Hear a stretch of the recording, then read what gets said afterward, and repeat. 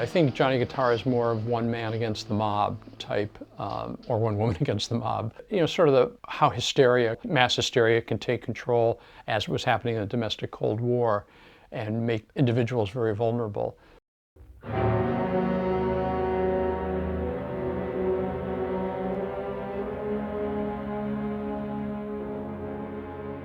Well, the Committee on Un-American Activities had been investigating since the mid-1930s. Supposedly, it was started to investigate fascism, but conservatives got control of the committee and used it to investigate pretty much only communists. And in the late 1930s, they claimed they were going to come to Hollywood, that they'd been told that there was communists in Hollywood and they were going to come and expose them. But they got no support, not from the producers, not from anyone. And so the chairman called off that particular investigation. But when the war came to an end, the members of the committee thought they would try it again, that Hollywood was, they didn't like the movies Hollywood was making.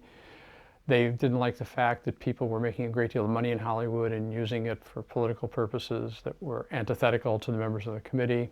And the publicity value of an investigation of Hollywood was, of course, enormous. So those were the reasons why in 1946 they began to talk again about coming out to start a new investigation. I think the screenwriters were the predominant members of the Communist Party in Hollywood because they were the best educated. I mean, they'd gone to college or they'd been newspaper writers, but they'd read a lot. I mean, they sort of had a more intellectual background than say the actors or the directors. Probably while I was in college, and what probably got me engaged politically was the Spanish War. It was also during the Depression, and what was happening then started me thinking politically about the causes and what was going on. I didn't join the Communist Party till after the war, really. I was in from, I would say, like 46 to 56. I got into television, which was just starting, live television. And I did that here in New York until 1950 when I got blacklisted. I had been working on a CBS show called Danger, directed by Yul Brynner. And I came in one day and the producer, lovely man named Charles Russell, totally non-political, he'd been an actor. He said to me, "I can't use you anymore."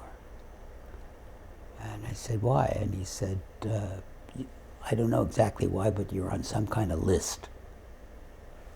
And I'm not to tell you that." He was just supposed to tell me they were going in another direction. They were the usual bullshit they tell writers when they fire them. And that's how I knew I was blacklisted, and that's how I started to live. The front was the person whose name would appear on the screen, who would sign the contract, who would make whatever changes were necessary, and would get a certain percentage of the contract salary for doing that. In Jordan's case, there were some people who got enough script offers that they could farm them out and have other people write them, but he would put his name on it. That was unusual. Mostly it was a blacklisted person being hired, then finding a front to write behind. But the front took a big risk. I mean, if a front was exposed, he or she would be blacklisted. The blacklistees who hired the front were scrupulous. I mean, and they were super, super careful about what they did. Philip Jordan was known as a dispenser of screenplays. I mean, he took on a huge number of assignments and then would farm them out to different people. Of course, he'd charge a fee for that. And mostly he would put his name, on most of them. Ben Maddow originally claimed that's what he did with Johnny Guitar, that Ben Maddow wrote it and then Philip Jordan simply took it over and put his name on it. Ben Maddow, my friend, he was a very talented writer, but strange. He had a kind of an odd take on things. It's a crazy movie, which makes me think that Ben wrote it. I think Jordan was much more conventional a writer. Jordan always claimed that wasn't true, that he wrote it. And in later years, Ben Maddow, for whatever reason, claimed he just didn't remember who wrote it. So it's one of those open questions, in Hollywood. I mean, there's just no way of knowing, because none of the screenplays, at least, have been found that could definitively settle the issue one way or the other. I don't know who wrote the script, but it beggars the imagination that he forgot that he had written that movie. By 1951, there were two ways you could get in trouble in Hollywood or on television. If you were subpoenaed by the committee or named by a committee witness, was one way.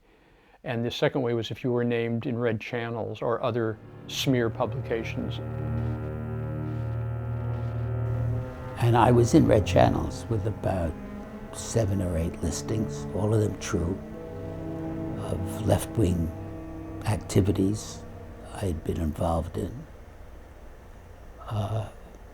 And if you were in red channels, you were blacklisted automatically unless you went and cleared yourself. If it was red channels, you could get by with a letter explaining all the mistakes and sillinesses and that you no longer believed in any of that stuff. And if the letter was sincere enough and detailed enough, you could probably get rehired. But if you were named or subpoenaed, then you had to appear before the committee, and you had to follow the script. I mean, you had to explain your own membership, you had to give names, you had to congratulate the committee for doing a wonderful job, you had to kind of make yourself look like, a dupe, a fool. The House Committee on Un-American Activities held a hearing here in New York. It was the last hearing they had, I believe. And I had just started to get cleared. I'd been writing a movie for Sidney Lumet and Sophia Loren. I just started, I believe, writing it. And I was to have a deal with Paramount Pictures under my own name. And my agent called and said, Paramount won't go through with the deal because they found out that there was a subpoena out for you to testify. It was interesting that it came through the studio. And I said, thank you very much, and I went on the lam. And I stayed away, I don't know, for a month or 6 weeks while they had the hearing, and they never served me with the subpoena. So that was my experience there.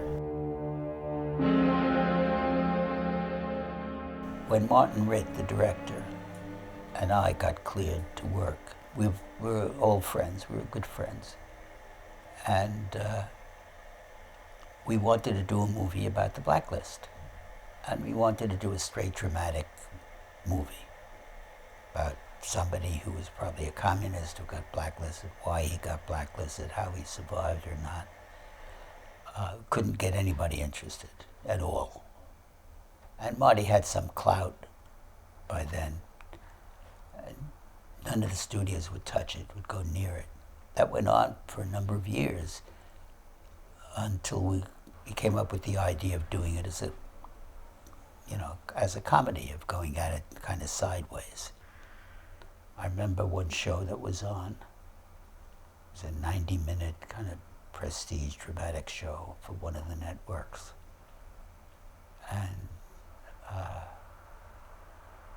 the director asked me to come to the rehearsal because he needed work on the script. And I remember going there and being put in a back room and seeing the person who was the front for it. It was not my front, the producers. It was a mistress of the producer whose name was put on it. And she was walking around the set, talking to the actors and having a very good time being the writer. And I remember feeling, a little bad about that. But most of the time, as I said, I was working. I was lucky to be, for a lot of the time, on shows that I respected and liked being on. So whatever ego you had, you know, you dealt with.